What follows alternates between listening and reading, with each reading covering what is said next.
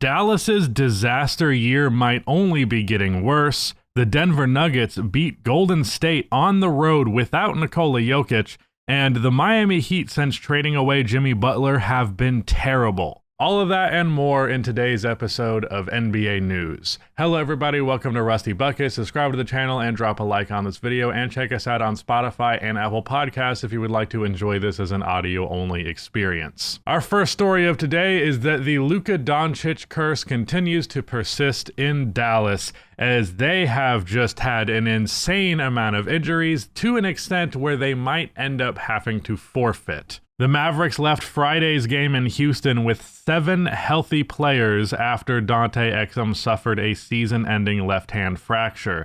Exum's injury is the latest blow to the Mavericks' dwindling depth that was once one of the most formidable rosters in the NBA. Dallas has more players on the injury report than actually in uniform, and the actual NBA rules require that a team dress at least 8 healthy players or they have to forfeit. As of right now, with the team only having 7 healthy players, they will have to resort towards signing somebody on a contract last second, bringing someone up from the G League, things of that nature. So I would wager that the odds that the Mavericks actually end up forfeiting games is pretty low, because there are so many roster spots and so many bodies that you can collect in a short amount of time to actually meet the minimum requirement.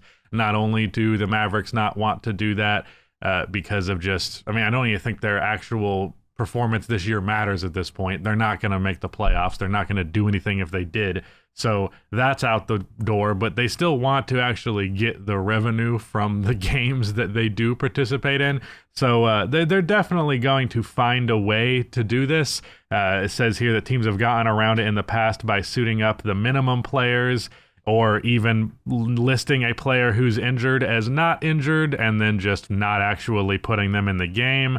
But the NBA could punish the Mavericks for lying about an injury report, so there's not a lot of workarounds here. Simultaneously, I don't remember even a single time in my life where games have been forfeited. I can't think of a time where it happened. It's especially weird because that shit didn't happen back when there were 12-man rosters. Now there's 15-man rosters plus 2 two-ways. So this is actually mind-boggling. The amount of players who have been hurt is just nuts. As of right now, the only healthy players they have are Spencer Dinwiddie, Najee Marshall, Max Christie, Klay Thompson, Kevin Martin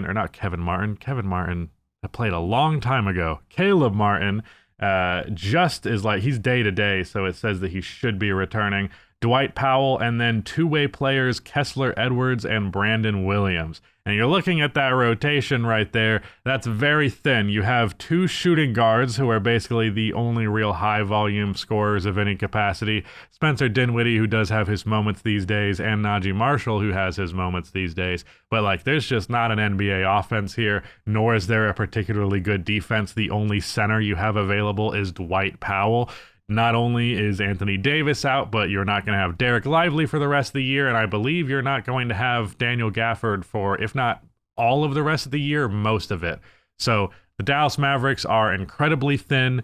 This season somehow continues to get more depressing, and just a complete disaster. Sorry, I meant to say this in the actual video, so this isn't on screen, but there has also been a huge development with Quentin Grimes recently. He had a 46-point game yesterday, and he's been dropping 21 points per game since joining the Sixers.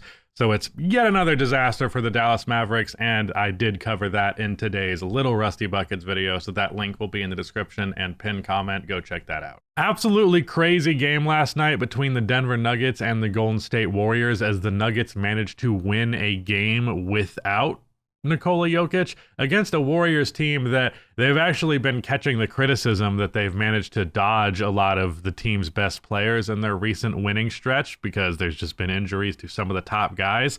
And then Nikola Jokic doesn't play in this game, so it looks like they're going to avoid yet another good test. But then they failed this test where they had a significant markup. So their 7-game winning streak was snapped on Monday as they lost 114-105 to the Nuggets without Jokic. The Warriors have won 14 of their last 17, so this has been a team that's been rolling. So the fact that they lost this game with the Nuggets not having their best player was particularly surprising.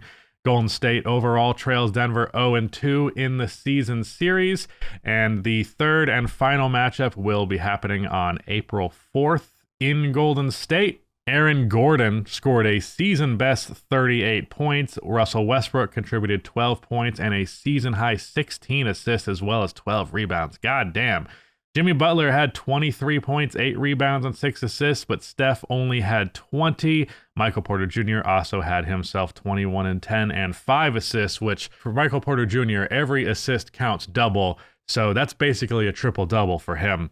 The Denver Nuggets are now 21-14 versus the West, and overall 12-8 on the road versus the West. Cannot believe that this game was an L. This should have been as easy of a win for the Warriors as you could realistically ask for, but Aaron Gordon and Russell Westbrook decided to pop off, and they seem to go with a small ball approach, which makes sense against the Golden State Warriors. I saw that Aaron Gordon started at the center position with Peyton Watson in there. So yeah, lots of good stuff. Cannot believe this happened. So just to make this extra odd, the Nuggets just lost on a Jordan Poole game winner to the Washington Wizards with Nikola Jokic. I don't understand the NBA sometimes. On a positive note for the Golden State Warriors, Stephen Curry hit his 4,000th career three-pointer. There's been much discussion after this happened about just like, throughout the history of sports, has there been any player this skilled at one particular skill in the game?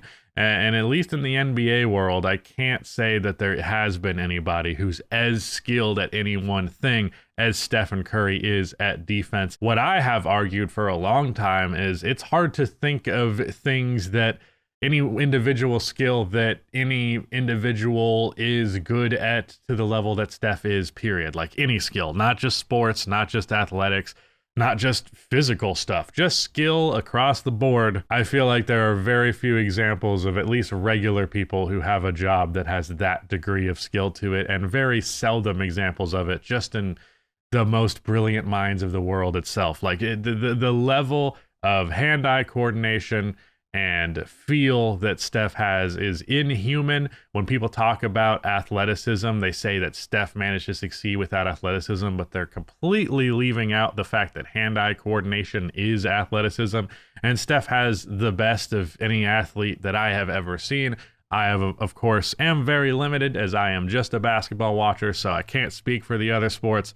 But in terms of being individually impressed by one individual skill from one individual player, Steph Curry's shooting is the most impressive skill in the history of the NBA, and by extension, basketball itself. The Boston Celtics clinched the NBA's second playoff berth of the season after the Cleveland Cavaliers did it about a week ago. The Celtics are going to the playoffs for the 11th straight season. They clinched the spot on Friday's 103-91 win over the Miami Heat, becoming the second team in the NBA to secure their place in this year's postseason. The only loss this month so far is versus OKC on March 12th. That was a very, very good game. Overall, 49-19 record, 6 more wins than the Knicks, who are at third, 11 more than Milwaukee at fourth, and there are overall 14 games remaining. So yeah, this is a pretty easy schedule, all things considered. There's only really the Knicks and the Magic and maybe the Trailblazers, depending on how they're playing. I guess also the Grizzlies, but like it's a pretty easy wind down. You got the Hornets a bunch, you got the Wizards, you got the Suns, you got the Heat, you got the Jazz, you got the Nets, the Kings. Like this is a very easy strength of schedule to close the season. So the Boston Celtics are going to finish good. I just released my video about them and their championship contention hopes. I do need to amend one statement. Apparently, at some point in the video, I haven't looked through and watched it, but I saw it quoted to me a bunch that I said the Celtics like barely got through the West or the East or something like that. I think what I was trying to say, or at least what my point was, like they barely got through offensively at times. There were a lot of different series and games where they just shot the ball poorly, but they managed to do it in other ways. Obviously, the Celtics only lost 3 games in their playoff run last year, so they didn't barely win. It didn't mean for it to come off that way. So my bad. Our NBA players of the week in the Western Conference, we have Anthony Edwards, who with a 3-0 record averaged 33 points, 4 assists, and shot over 50% from the field. With the candidates in his conference being SGA, Jalen Green, James Harden, Zubac, and Ja Morant. And then in the Eastern Conference, Kobe White wins Player of the Week with 28.7 rebounds and 4 assists per game with a 2-1 record. The other contenders were Jarrett Allen, Giannis, Paolo Banchero, Pascal Siakam, Jason Tatum, and Kat. The Memphis Grizzlies have retired the number 9 Tony Allen jersey that will forever be hanging in the rafters. I do think it is a little bit funny, and just like I said with the Kevin Love thing, it's like, well, the threshold for who gets a banner really depends on what the franchise is, but in terms of just being iconic to the Memphis Grizzlies, it's a relatively short list, and Tony Allen is very much on it, if not towards the forefront of it, just in terms of personality and like how often he ends up getting mentioned to this day because of how ridiculous of a defensive player he was. So congratulations to him having his jersey retired alongside former teammates Zach Randolph and Marc Gasol. That team is pretty much the only era of Memphis basketball worth much consideration other than their recent stint with Ja and Jaren. So yeah, shout out to the grind father, Tony Allen. We're back on the LeGroin train. He has said that he's coming back in less than a week, and then he walked that shit back, scheduled to go through an on-court workout on Sunday in LA, and is expected to remain held out for at least one more week of game action per Shams.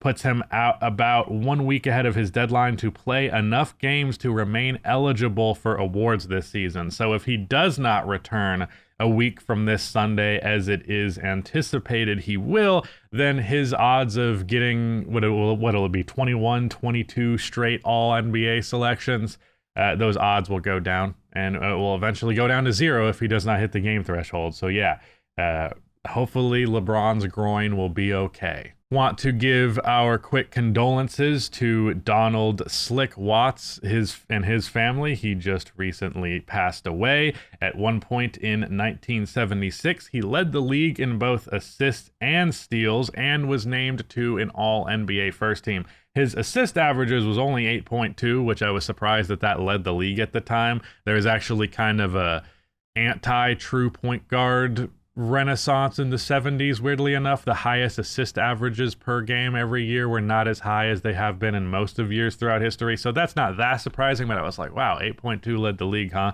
But he averaged like 3 steals per game. Like a lot of freaking steals. And he's also one of those guys who his nickname replaced his actual name, and you gotta commend that. That's how you know you've got a truly great nickname. Yeah, 3-point steals per game as a guard in 34 minutes of action for the Seattle Supersonics. Basically, yeah, the only time he ever started in his career. I don't know, I guess he became a 6-man in 77, and then just slowly got his role reduced before being traded to the Jazz and then eventually the Houston Rockets. But he had a good couple of years of really productive basketball in him. So R.I.P. to Slick Watts. What a great name. Okay, here are our big winners and losers of this week of the NBA season. In the winners category, we have Julius Randle, who prior to last night's L to the Pacers, the Timberwolves had won 13 consecutive games with him playing, which is starting to make me rethink the Minnesota Timberwolves. I'm not sure how much I want to buy into this recent stretch, because even if Julius Randle plays well in the regular season, we have yet to see him translate that to the postseason, and I don't necessarily know that he will be able to do that. On top of it, it's just like, yeah, jump shot goes in more now than it has at times. He goes through these stretches where it looks great, and then he goes through these stretches where it doesn't. So I'm skeptical as to the actual importance and significance of this in the long term, but it might end up making the Minnesota Timberwolves a genuine dark horse team if this is really all coming together at the right time, but I can't say that I expect that to actually come to fruition. The Houston Rockets are on a 7-game win streak, which puts them second in the Western Conference. They have reclaimed that title after they fell out of it. The Western Conference in the NBA right now is ridiculous as is. There is only like a 4-game difference between the 2nd seed and the 8th seed. Like everybody is neck and neck. And then there's just OKC chilling up at the very top, unbothered. Another big winner has been Tyrese Halliburton and the Indiana Pacers, but Tyrese specifically has had 9 consecutive games where he got 10 plus assists and 2 or less turnovers. That is damn impressive. And their record 6-3 under that stretch. Lately, the Indiana Pacers have been really good, so they're another team that might have some dark horse considerations. But on to some losers. The Portland Trail Blazers have a recent 5-game losing streak now that they've gotten to some good teams. They have not won versus an over 500 opponent since February 4th. So while the Blazers have been playing really good basketball lately, it's still been mostly just them being the best of the bad teams rather than them actually being a good team. It's a positive step in the right direction, but a little bit of a step back lately, which is to be expected with young teams. The Miami Heat have lost 15 of their last 19 games. Last note here is like, did Jimmy Butler ruin another team? I think the Heat are intentionally bad this little bit of stretch. Not necessarily that they're outright tanking or anything, but like, you know, I don't think they expected to be a good NBA team after this deal. They knew what was going to happen when it went down, and this is not the least bit surprising. The New Orleans Pelicans and Utah Jazz are both officially eliminated from the playoffs, but, you know, they were probably officially eliminated from the playoffs like 2 months ago, just not officially. Aaron Gordon had that 38 piece as mentioned. Austin Reeves once again has been on a real streak after kind of struggling towards the start of the Luka era, struggling with his efficiency, not his production, but his efficiency is right back up there, and his production has been even higher as of late. Really big game against the Denver Nuggets where he had 38 points and 37 points and 13 assists in a game where they very, very nearly beat the Denver Nuggets without Luka or LeBron James. Kobe White, as we mentioned, being the player of the week. Here's a bunch of really big ones. He had that 44 piece against the Orlando Magic where he hit 7 threes. I feel like Kobe White has a history of going off against the Magic, but I could be making that up. As for some of your nationally broadcast games that are coming up this week, this Wednesday, there is a doubleheader between the Pistons and the Heat. That's a terrible nationally broadcast game. That's yeesh. The Heat are just terrible. I don't mind a Detroit game, but I don't know if that would have been my pick. But we also have a Denver versus LA matchup that is pretty much always fun, and hopefully we can get at least a Luka Doncic appearance in that one. And that's it. That's the last nationally broadcast games for what? Oh, I guess it's March Madness, huh? Yeah. Okay. And then Tuesday, the 25th, next week, so a week from now, there will be a doubleheader between the Warriors and Heat. Again, why the fuck do the Miami Heat have these nationally televised games? I guess it is at Miami, so we'll get to see Jimmy Butler's return to Miami. So I guess there's some spectacle in that, even if the basketball should not be very good. And OKC versus Sacramento. So yeah, not a lot of actual basketball left in this year. This is also probably going to be, if not the second to last, the third to last news video, as we have the NBA playoffs just a little under a month away, or just a little over a month on the out of the way, with not factoring in the play-in as the playoffs. But yeah, Eastern Conference, this is what it looks like. Not much has changed. Western Conference, everything has changed. This conference is a fucking nightmare disaster show. Here is our play. You've got to take it from them. Dante's trying to do that. Oh, Black with a nice feed. Oh, DiVincenzo! Rudy just said it's not the best play of the week. It just is the play of the week. Okay. Here is me saying that Russell Westbrook is my favorite player of all time because he is singing a Paramore song. And that's all we can do before this channel gets deleted. Shout out to Paramore. And last but not least, a great quote tweet by Kevin Durant on Skip Bayless talking about how Durant seems semi-retired to me. He says, "Fuck it, we're both washed. It was a great run, Skip Bayless." I love that reply. Very good. As much as I'm the Kevin Durant hater, I really love his tweet game. I respect his Twitter fingers. They're very, very effective. And that is it for your NBA news. Kind of a sparse one, but there has not been much happening. So we're at the stage of the regular season where We're just waiting for it to be over to see who wins the awards and what the playoffs are going to look like. But yeah, that was it. Goodbye.